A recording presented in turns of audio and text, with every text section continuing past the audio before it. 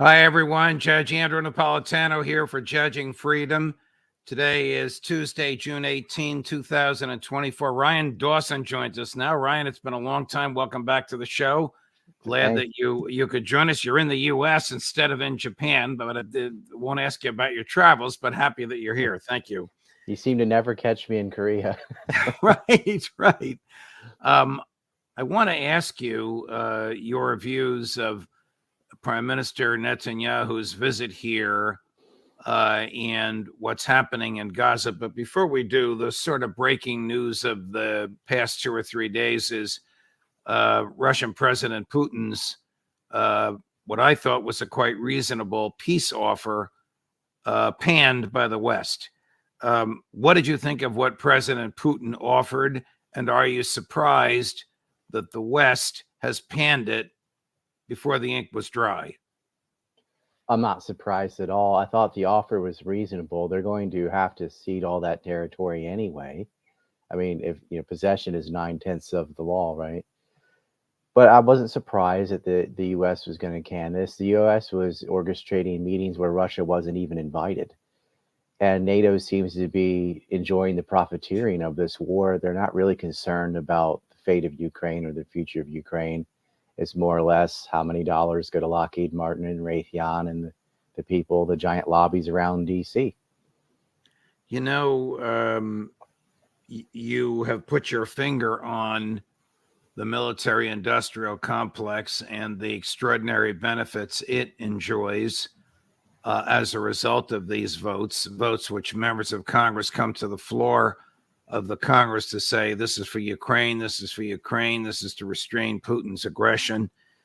All the while they know exactly where this money is going to end up. And yet the very succinct and clear answer you just gave, you don't hear on mainstream media anymore. Never. And that's part of the problem is the war propaganda. To expand on something Representative Thomas Massie said, he said everybody in Congress has an AIPAC guy. Well, a lot of people in the media also have an AIPAC guy. And so when it comes to like Gaza or the upcoming war in Lebanon, in my opinion, this is what AIPAC wants. They do things for Israel. But the MIC, I guess coined by Eisenhower's farewell address, is very much alive and well. Nobody else is benefiting from this war other than profiteers. They've lost all this territory. Ukraine's lost almost 500,000 men. It's utterly disgusting. This whole thing could have been avoided. And there were people talking about it when the coup happened in 2014. I had Pepe Escobar on me. People were yelling to their blue in the face, but most of the mass media didn't pick up on it until there was a hot war in 2022. By then, it was too late.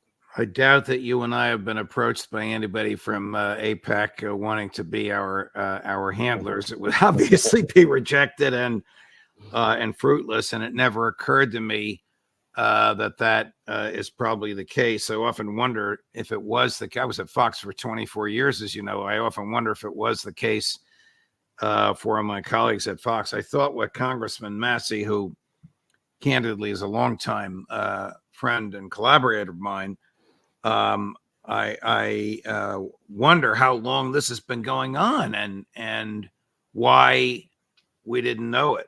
I mean, look at it. I talked to Scott Ritter, who you know well, this show knows well, and he used to be very loved in Israel because he was the weapons inspector getting rid of Iraq's most powerful weapons, which they did have prior to 1998. And he would do interviews on all these shows, and the cameraman, the producers would be like, hey, we love you, Scott. Here's my card. Here's my other card, AIPAC. That's what he told me. And it's not just AIPAC. AIPAC is the brand that people know, they're most aware of. But AIPAC has all these affiliate groups. Grant F. Smith wrote a book about it called Big Israel. So you get groups like UDP, United Democracy Project, that are actually raking in the millions, probably 10 times more than AIPAC. And they're funding all the same outfits, Congress, media, and so on.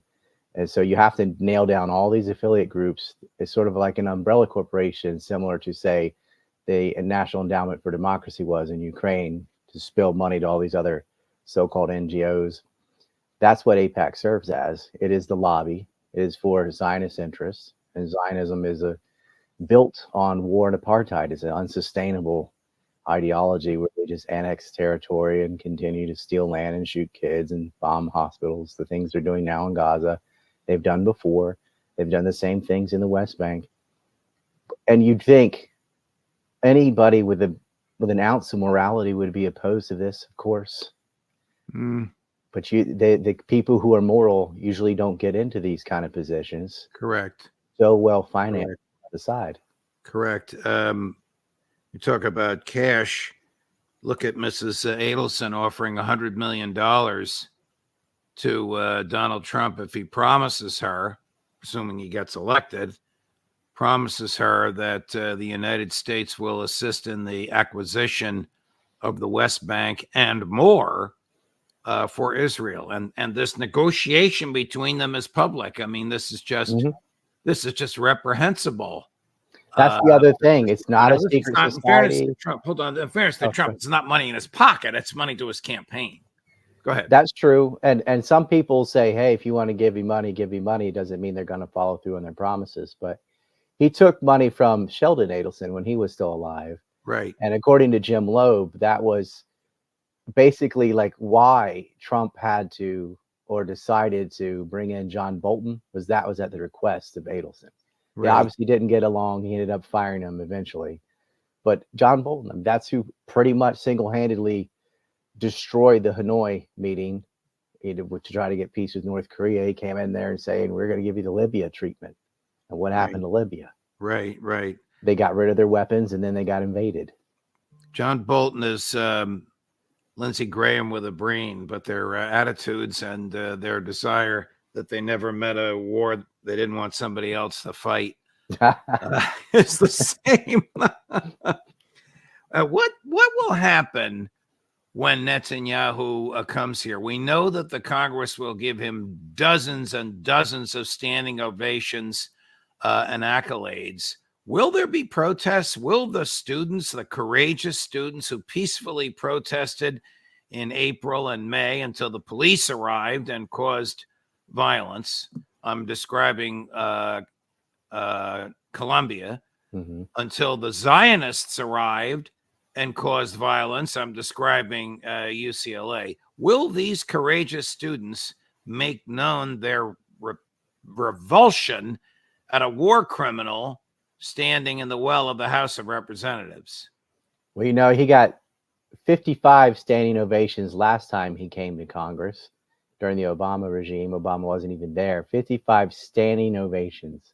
So maybe he'll try and top that. Right. The difference between then and now is social media. Zionists no longer have a monopoly over media because of TikTok and Twitter mostly, and the 2-degree Telegram. And so there will be protests.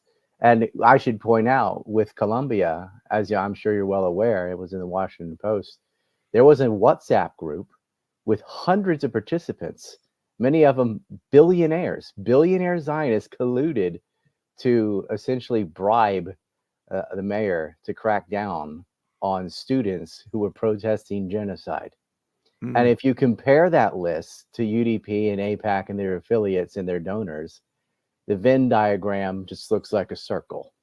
You know, one of my favorite stories, it's a repellent story, is the professor of security studies at Columbia University, who was also a deputy police commissioner and was basically a spy for the police. Now, she is no longer at Columbia, and I can only imagine what her students thought, because she was undercover when she showed up at a press conference next to the mayor that you're talking about. And by the way, the mayor himself is a former NYPD captain. He personally led the raid at Columbia University, which is what produced all the violence. I mean, I don't even remember that happening. This is before you were born and I was a teenager. I don't even remember that happening. The last time this happened at Columbia University in the mid-'60s, when the demonstrations were against the Vietnam War, the mayor himself leading the cops' charge to rough up peaceful protesters whose only crime was they wanted a place to sleep and they pitched some pup tents. But you think there will be noticeable, I mean, by noticeable, I mean so mainstream media can't avoid it, protests to Netanyahu when he does come? I'm not sure the mainstream media can't avoid it. If you remember, prior to the second Iraq war, there were 500,000 protesters in places like New York City and DC, and they did ignore it. They just acted like it wasn't there. It was on C-SPAN, and that was about it. Well, there's a lot more than C-SPAN now, thanks to what all of us do. I wonder if any members of Congress will not attend. I haven't asked Congressman Massey yet. I know the only person who says he's not going to attend, I'm laughing because he's such a character, is Bernie Sanders, who, of course, is Jewish and referred to Netanyahu as a war criminal. Well, good for him, because he certainly is a war criminal. It's really that entire cabinet. If you look at it, even the ones that resigning in protest, they all supported this genocide in Gaza. Yeah. And it's not like this started last year. While he's been prime minister more than one time, they've always butchered people in Gaza. This is the longest sustained campaign, and this is a little different because more people are seeing it this time. But the behavior is not really different. Agreed. I mean, Benny Gantz may have an easier personality than Benjamin Netanyahu, but when he was the head of the IDF, his behavior was as repellent, even more so in some instances, as what's going on now. It's like the Republicans and the Democrats. It's on war and on surveillance and on redistribution of wealth. It's Tweedledee and Tweedledum.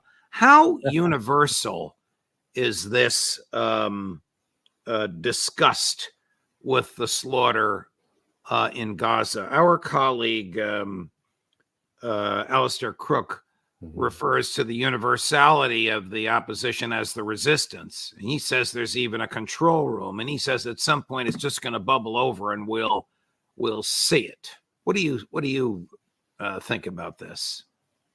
I think if people paying attention can see the signs already. We had several European states recognize Palestinian statehood with Norway, Ireland, Spain, and Slovenia. We might see Malta next. There are Turkey cut off oil, and actually they cut off all trade with Israel. So did Bolivia. You were seeing states stand up to the apartheid regime, and you're seeing protests in the states that aren't standing up to Israel. You're even in the United States, Canada, Britain, where they know, billions of dollars flow out to Israel from DC, and it's because of AIPAC and AIPAC-esque groups that are in foreign countries. But people see it this time, and they're not just, it's not just abstractions. They're actually cutting trade. They're issuing boycotts. Well, I didn't know that you just educated me. I didn't know that Turkey cut off all trade. That's quite significant if Turkey's cut off all trade with Israel. Well, they started with construction, concrete, steel, a number of things, for raw goods, and then they included gas and oil last. So that had been going on already. Well, that is significant. I'm trying to remember the strong words articulated by President Erdogan about a year ago, but they were just words. I mean, Turkey has a very sophisticated military. They could neutralize the IDF if they wanted to, but that doesn't seem to be in the cards unless, and this is where Alistair's prediction comes in, the Arab street gets to the point where enough is enough, and their leadership is forced to do something. Jordan, Turkey, Egypt. It'll hit the Shia crescent first. I mean, you already see resistance from Lebanon, Syria, Yemen, Iran. And so it could start to spill in. And Turkey could take the Sunni leadership here with that. Egypt and Jordan, Israel has so much leverage over Jordan with water rights, and Egypt is at the behest of the U.S. and IMF. They can't really make any moves.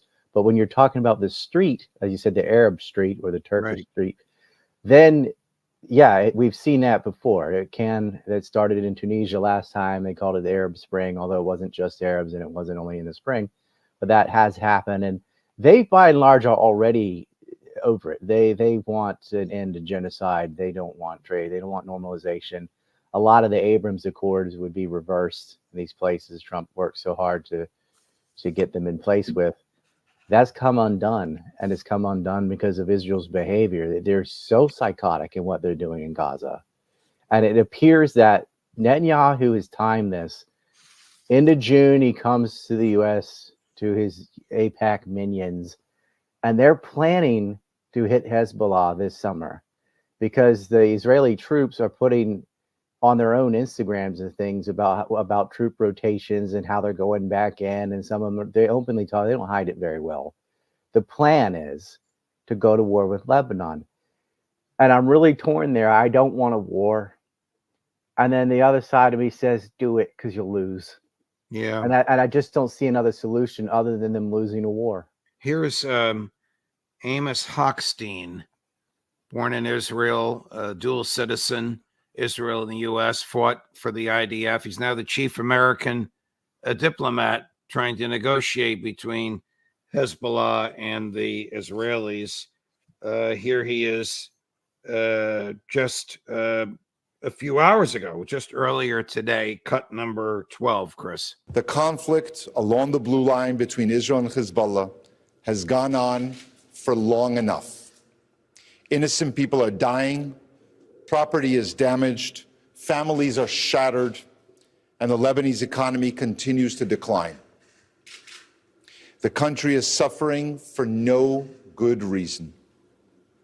It's in everyone's interest to resolve it quickly and diplomatically. That is both achievable and it is urgent. How can he possibly have any credibility given his dual citizenship and personal political and military background? Because they don't tell you his background. That's as you said his background. They just, oh, look, these are the only kind of reports they allow. They don't allow dissent. And that's the problem. We're walking right into another war. It's going to cost billions of dollars.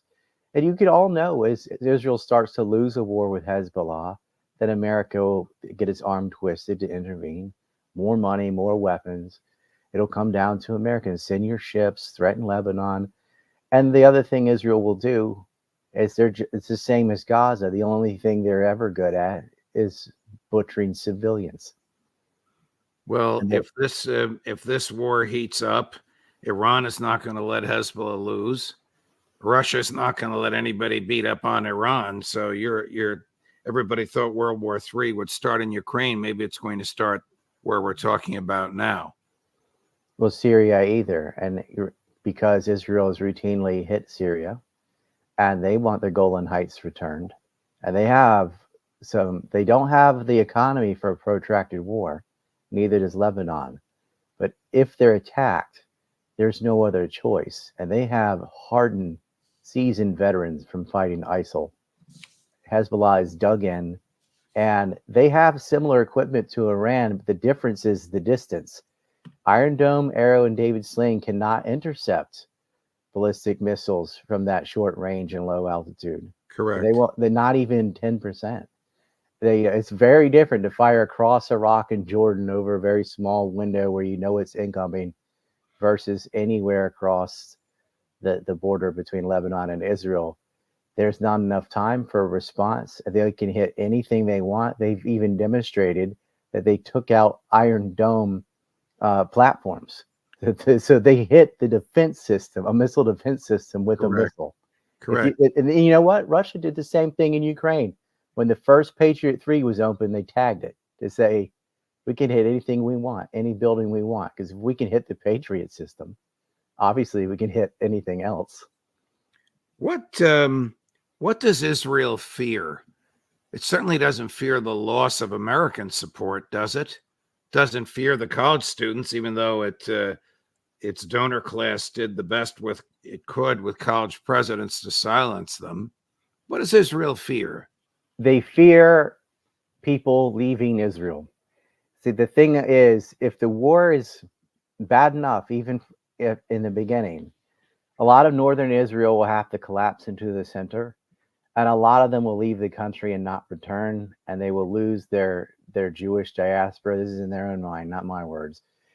So they won't have that demographic majority that they feel inclined that they have to have ideologically as a racist apartheid state. And so as the war goes, if they don't win completely, they're afraid. Hezbollah can take out Haifa. They can take out bases. They can't. If these aren't rockets from Hamas, these are proper missiles. And so a swath of the population will leave. Tourism will go to zero. They can continue to milk the U.S. for more money, but it's very hard to replace the population if they leave. What is the status of the Israeli economy? There obviously are no Palestinians there to do menial jobs anymore. There are a lot of professionals that are now in the military instead of doing their works, whether they're dentists, teachers, lawyers, small business people. How does their economy stand right now after 8 months of this? Well, they're importing Southeast Asians to replace the Palestinians for the cheap labor for everything from landscaping to construction. They're bringing in people from Thailand, and that had been going on as well, but they're getting more for that. As far as professionals being stuck in service, that is more of an issue. Now, the way it is, they usually use the Bedouin. There's a pecking order in Israel. So the Bedouin will be sent in right at Hamas to do fighting. The sort of white collar sons in the reserves, they're the ones that just loot houses the Air Force already destroyed and post pictures of things I don't even want to describe on the internet of what they're doing, going through the private possessions of Palestinians. They're not there, but with a war with Hezbollah, there is no there will not be a safe sector to hide in the military. That's a proper war. They lost the last time they fought them, and of course Hezbollah has support, and I think the world would cheer them on. Everyone's sick of Israel, and the sympathy. Obviously, I don't want somebody to bomb Haifa or something, but I could stomach it because it would end it. I'm so sick of seeing this for 75 years of abuse, and it's all enabled by the United States. The U.S. could end all of this just like that with a phone call. One phone call, we're not giving you any aid, and they just won't do it. The AIPAC is so ingrained into politics. This like blood-sucking parasite. They can't remove it without killing the host. It's in that deep. It's that donor class. At these universities too, like we saw the other side of that, the blackmail with Jeffrey Epstein forced Bill Gates to donate to MIT, for example, with Joe Ida. And that's another story that just the entire public was so interested in, and it disappeared. And it disappeared because the trail went back to the people you're not allowed to criticize. Right. Israel. Ryan, it's a delight to speak with you. You're not only smart and articulate, you have great personal courage, and I admire it deeply, and I hope you'll come back and join us again. Anytime. I love your show. It's the best thing on YouTube. Oh, thank you. The next time you have lunch with Larry Johnson, maybe I can join you. We just had dinner last night. Yeah, that would be excellent. Okay. If I go up to Jersey, we'll do that. You got it, my man. All the best. Thank you very much. Thank you. Coming up tomorrow, let me just look at my schedule. A very interesting schedule for you tomorrow at 7:45 in the morning Eastern. Patrick Lancaster live from China. At 11 o'clock in the morning, Professor Mearsheimer. At 2:15 in the afternoon, Matt Ho. At 3 o'clock in the afternoon, Aaron Matei. Judge Napolitano for Judging Freedom.